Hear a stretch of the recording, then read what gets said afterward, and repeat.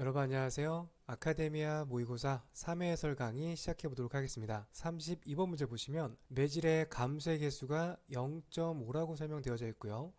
이 값을 통해서 투과 심도를 구하는 문제라고 보시면 되겠습니다. 이 문제 같은 경우는 위에 분자의 상을 놓으시고 감소의 개수를 분모에 넣어서 투과 심도를 구할 수가 있다라고 보시면 되겠는데요. 값을 0점으로 넣게 되면 투과 심도는 6cm로 구해지게 됩니다. 정답은 3번이고요. 공식 자체는 크게 어렵지가 않아서요. 감소의 개수를 통한 투과 심도를 구하는 공식 간단하게 기억을 좀 해두시면 좋겠습니다. 다음 문제 보겠습니다. 음은 전파하면서 양적 변화를 일으키는 음향 변수를 물어보고 있어요. 이전 모의고사 해설에서 설명드렸던 내용인데요. 앞 글자를 따서 PPDT로 암기하시면 도움이 됩니다. 압력, 입자운동, density, 밀도, 온도인데요. 여기에 해당되는 정답을 찾아보게 되면 3번에 있는 프레셔를 정답으로 선택해 보시면 되겠습니다. 다음 문제 보겠습니다. 초음파 탐촉자 구조에서 초음파의 투과성을 개선하는 부분을 물어보고 있어요. 여기 있는 문장 자체가 해당 구조물의 정의라고 볼 수 있겠는데요. 정답은 3번에 있는 결합층, 매칭 레이어입니다. 탐촉자의 구조를 간략하게 보게 되면 가장 앞쪽에 결합층이 위치하게 되고요. 뒤쪽에 앞전소자, 가장 뒤에 흡입층이 있게 돼요. 여기는 결합층의 역할은 앞전소자에서 발생된 초음파가 우리가 검사하고자 하는 조직에 음파가 잘 전달될 수 있도록 중간다리 역할을 하는 구조물이라고 봐주시면 되겠습니다. 그래서 문제에서 설명하고 있는 초음파의 투과성을 개선하는 부분 또는 음파를 잘 전달하기 위한 탐촉자의 구조물, 이러한 표현 모두 같다라고 보시면 되겠고요. 정답 3번 선택해 보시면 될 것 같습니다. 결합층의 기본적인 개념 정도만 체크하시면 되겠습니다. 다음 문제 보겠습니다. 초음파 영상의 수신 과정에서 동적 범위를 넓게 조정했을 때 영상의 변화를 물어보고 있어요.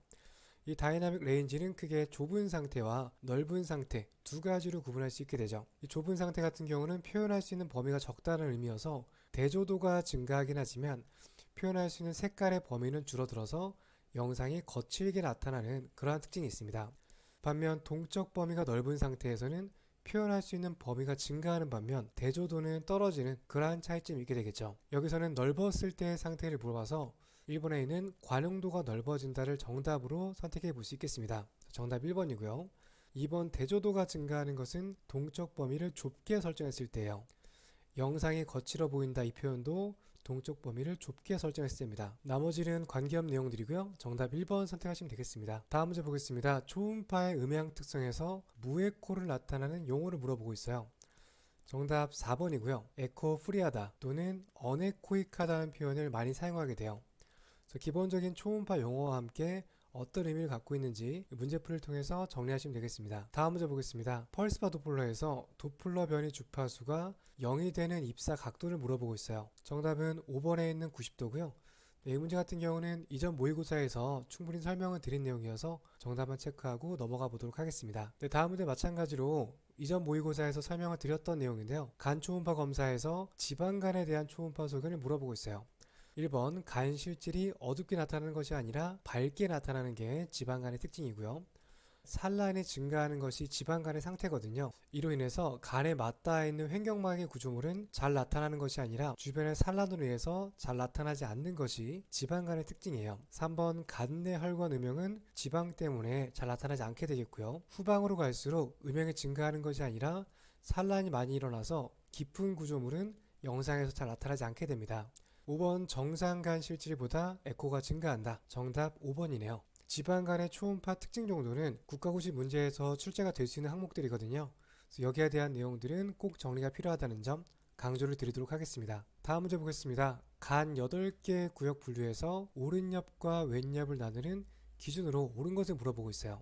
정답 1번이고요. 마찬가지로 여러 번 강조를 드렸던 개념이어서 정답만 체크하고 넘어가 보도록 하겠습니다. 다음 문제 보겠습니다. 정상 자궁 경복부 스캔 초음파 검사에 대한 설명으로 옳은 것을 물어보고 있어요. 1번 7.5의 고해상력 탐촉자가 아니라 복부를 경유해서 검사가 진행돼서 3.5 정도의 저주파수로 검사가 진행이 됩니다. 2번 탐촉자 보호를 위해서 보호덮개를 씌운다. 보통 이제 보호덮개를 씌우는 경우는 경복부가 아니라 질 쪽으로 직접 삽입해서 검사하는 경질 초음파에서 사용되는 내용들이에요. 일반적으로 보호덮개에는 콘돔 등을 사용해서 내부적인 감염이 발생하지 않도록 막는 역할을 하고 있습니다. 3번 검사 전 방광을 비워서 음향창을 이용한다. 방광을 비우는 것이 아니라 가득 채워서 음향창을 사용하게 되죠. 3번 틀렸고요. 자궁의 속막과 속막강은 어두운 에코로 보인다. 어둡지 않고 밝은 에코로 나타나게 됩니다. 4번 틀렸고요. 5번 경복부 스캔에서 정상이면 경질 스캔 검사는 불필요하다. 5번 보기는 좀 다소 애매한 내용이 포함되어져 있어요. 왜냐하면 이 경복부 초음파 검사를 통해서 평가하는 항목과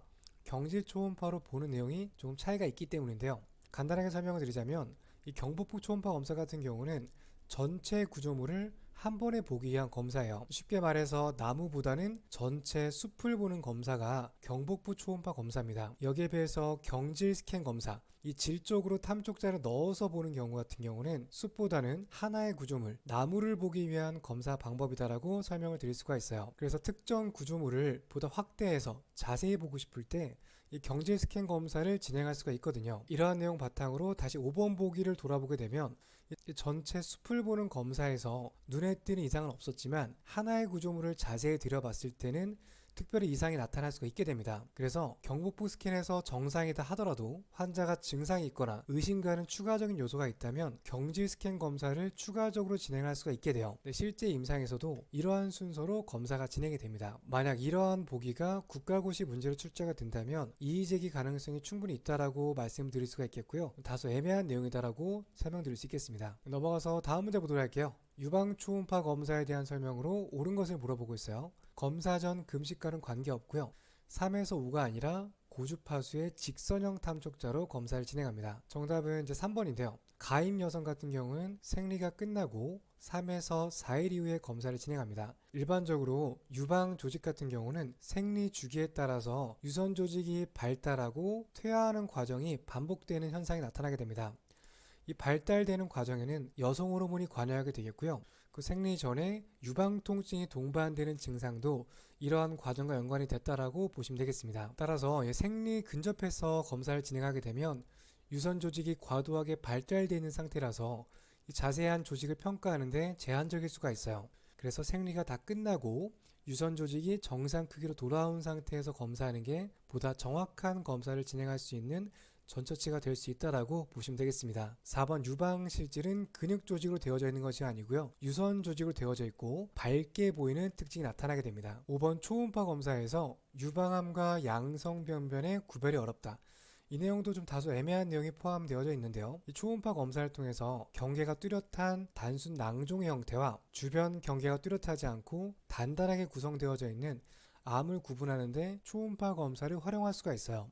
하지만 모든 악성 종양이 이러한 모습을 갖고 있는 것은 아니거든요. 마치 양성 종양처럼 보이긴 하지만 조직 검사를 했을 때 악성으로 나오는 경우도 적지 않게 나타나고 있습니다. 그렇기 때문에 초음파 검사만을 통해서 유방암과 양성병변을 구분하는 것은 사실상 좀 어려운 측면이 있다라고 설명을 드릴 수가 있어요. 이 5번 보기 또한 마찬가지로 국가고시 문제에 출제가 된다면 이의제기 가능성이 있는 그러한 내용이다라고 설명을 드릴 수 있겠습니다. 이러한 내용까지 참고적으로 보시면서 모의고사 내용을 정리하시면 좋을 것 같습니다. 넘어가서 다음 문제 보겠습니다. 심장 초음파 검사에서 심방에서 심실로 유입되는 혈류 역학 정보를 관찰할 수 있는 검사법을 물어보고 있어요. 문제만 봤을 때는 어떠한 내용인지 좀 어려울 수 있을 거라고 생각이 드는데요. 우선 정답은 에이피컬 포챔버뷰 심첨사방도법이 정답입니다. 이 내용에 대해서는 제가 추가적인 영상 보면서 자세하게 설명드려보도록 할게요. 네, 지금 보시는 영상이 심첨사방도 심장 초음파 영상인데요. 보시는 것처럼 탐촉자의 위치가 환자 자세를 살짝 기울여서 늑골 사이로 진입해서 심장 초음파 영상을 얻는 것을 확인해 볼 수가 있습니다. 영상을 보시게 되면 이쪽에 탐촉자가 있다라고 보시면 되겠는데요. 이런 식으로 탐촉자와 심장의 축이 서로 일치하고 있는 것을 확인해 볼 수가 있게 돼요. 우리가 정확하게 혈류 신호를 얻기 위해서는 이 각도가 0도일 때, 날아날 때 가장 정확한 신호를 얻을 수가 있게 되겠고요. 이 각도가 90도에 가까워질수록 정확도가 떨어지게 됩니다. 심첨사방도 영상 같은 경우는 탐촉자의 위치와 심장축이 서로 평행하게 일치하고 있는 것을 확인할 수가 있게 돼요. 심장 그림을 간단히 그려보면 이런 식으로 심장이 기울어져 있게 되죠. 심장의 축과 여기 있는 탐촉자의 진입이 서로 평행한 상태입니다. 이렇게 심방에서 심실로 전달되는 혈류 신호 정보가 탐촉자와 평행하게 일치하게 되면서 정확한 혈류 신호를 얻을 수가 있게 됩니다.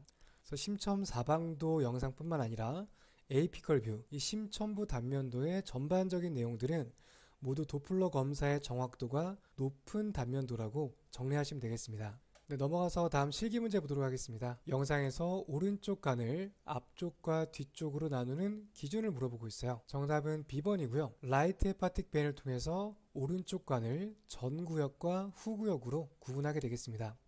D번 같은 경우는 미들 헤파틱 베인, 중간 정맥이고요. 레프트 헤파틱 베인, 좌간 정맥입니다. C번은 포탈 베인, A번은 횡격막 구조물이고요. 정답 B번 체크하고 넘어가 보도록 하겠습니다. 다음 19번 문제 보도록 할게요.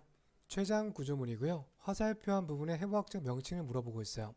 정답은 지라 정맥, 4번 정답으로 선택하시면 되겠습니다. 다음 문제 보겠습니다. 영상 AB에서 화살표한 부분의 해부학적 명칭을 물어보고 있어요. 정답은 5번이고요. 영어로는 long head biceps tendon이라고 하고요. 이런 식으로 대결절과 소결절 사이에 동그랗게 있는 텐던 구조물, 이 부분을 두 갈래 긴근이라고 합니다. 여기에 대한 부분은 근골격 특강 영상을 통해서 자세하게 설명을 드리고 있어요. 더 추가적인 설명은 해당 특강 영상 참고하시면 되겠습니다. 다음 문제 보겠습니다. 임신 12주에서 28주 태령을 측정할 수 있는 것을 물어보고 있어요. 우선 A번을 제외하고 나머지 항목들 B번과 C번, D번 같은 경우는 이 태아의 연령을 측정하는 항목과는 관계가 없는 항목들이에요. B번은 척추고요. C번은 발바닥, D번은 태아의 심장입니다. 2번 같은 경우는 자궁 내에 있는 임신낭인데요. 임신낭은 12주보다 이전에 보통 4주에서 10주 정도 사이에서 평가가 진행이 돼서 여기 있는 문제와는 관계가 없는 내용이고요. 정답은 A번을 선택해 보시면 되겠습니다. A번 영상 같은 경우는 태아의 머리고요. 머리 둘레를 재고 있는 모습이에요. 마찬가지로 추가적인 설명 필요하신 분들께서는 산부인과 특강 영상 참고하시면 되겠습니다. 넘어가서 다음 문제 보겠습니다. 영상 AD에서 심장 내 혈액 흐름의 순서가 옳은 것을 물어보고 있어요. 우선 기본적으로 여기 있는 해부학적 구조물은 우심실이고요. 좌심실, 좌심방, 대동맥 구조물입니다. 혈액의 흐름은 좌심방에서 좌심실, 그리고 대동맥으로 흘러가게 돼요. 그리고 좌심방으로 들어오기 전에 여기 있는 우심실에서 폐를 거쳐서 좌심방으로 연결이 되어지죠. 순서를 정리해보면 A번, C번, D번, B번 해서 정답 3번 정답으로 선택해 보시면 되겠습니다. 제가 개인적으로 좀 잘 만든 문제라는 생각이 들어요. 문제를 풀기 위해서는 심장 순환에 대한 해부학적 지식을 알고 있어야 되고요. 다음 추가적으로 심장 초음파 영상의 해부학까지 알고 있어야 되는 조금 복합적이지만 기본적인 내용만 알고 있으면 충분히 풀 수 있는 문제 패턴입니다. 심장 초음파 영상 문제도 출제량이 높기 때문에 여기에 대한 부분도 꼭 정리가 필요하다는 점 다시 한번 강조를 드리도록 하겠습니다. 다음 문제 보겠습니다. 영상에서 화살표가 가리키는 인공물을 물어보고 있어요. 이 영상 같은 경우는 잘 보이지 않고 있지만 다음 영상 보시면 담낭 내부에서 쓸개 내부에서 위에서 아래로 떨어지는 형태의 인공물이 보여지고 있습니다. 이러한 형태는 코메테일 아티팩트, 해성골 인공물이라고 하고요. 정답 4번 선택하시면 되겠습니다. 이렇게 해서 모의고사 문제 풀어봤고요. 다음 시간에 계속해서 뒤쪽 모의고사 해설 이어가 보도록 하겠습니다. 다음 시간에 뵙겠습니다. 감사합니다.